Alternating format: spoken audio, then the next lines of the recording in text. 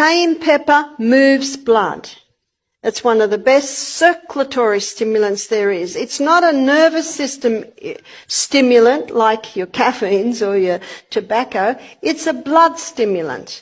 And when you consider that the life of the flesh is in the blood, cayenne pepper is a wonderful healer. And you can put cayenne pepper with any other herb and it'll intensify its action. So let's begin by looking at how you can use cayenne pepper internally.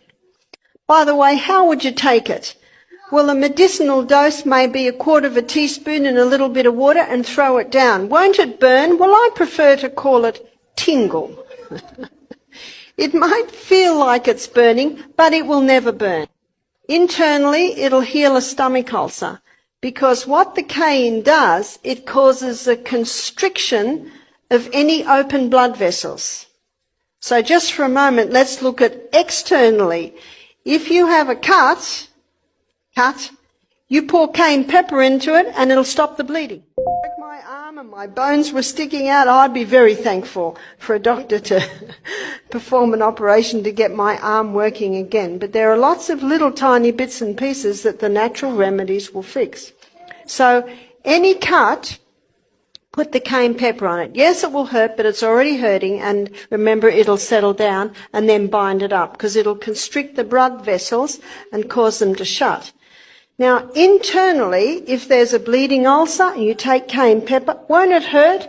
It'll give a little bit of a tingle, but it will never hurt, meaning it will never cause an ulcer. In the book Jethro Kloss, there's a doctor that says it's impossible to cause a lesion with cayenne pepper. Another doctor said, you cannot abuse cayenne pepper. It's impossible to abuse it.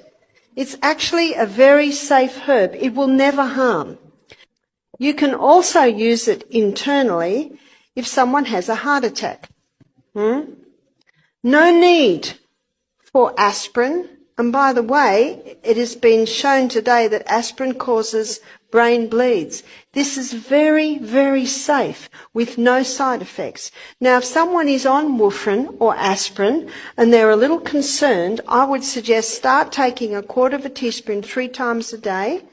And most people, if they're on warfarin, they have to be tested, every few weeks or every month. And the doctor will say, your blood's getting so thin, we can reduce your medication.